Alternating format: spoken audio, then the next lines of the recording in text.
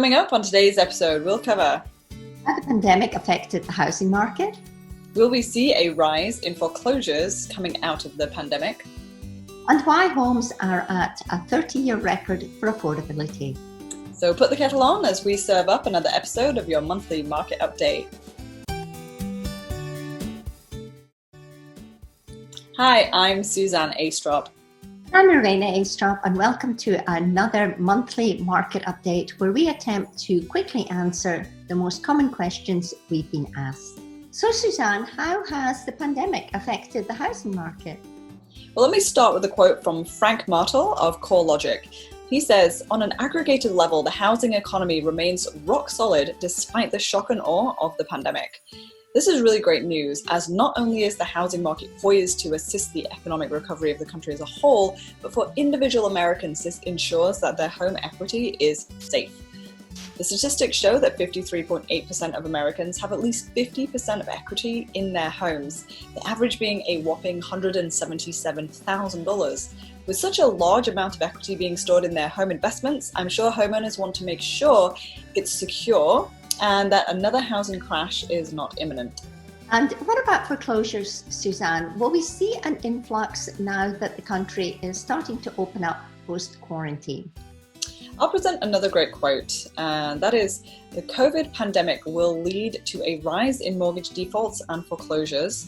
But as the housing market muscles through this economic downturn, it looks as if foreclosures will form a trickle rather than a flood, is what housing experts say. This, of course, is again good news, and there are 5 main reasons why we won't see a huge influx of foreclosures in the coming months. We covered them in depth in a previous video, so I'll just list them quickly for you as a refresher. Number 1, home appreciation is stable. Number 2, mortgage credit availability is conservative. Number 3, home equity being cashed out is stable.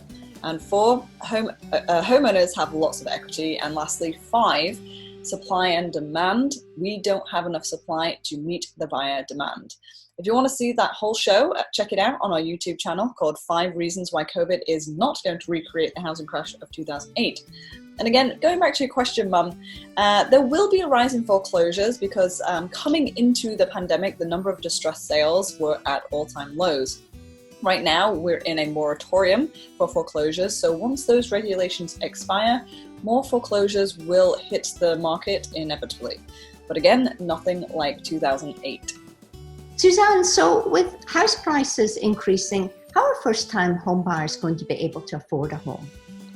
It's a really great question, and it may seem like affording a house is extremely difficult, but as we can see by this chart, across the US, affordability is in some places at 20 and 30-year lows. That's really thanks to the white-hot interest rates we're seeing right now.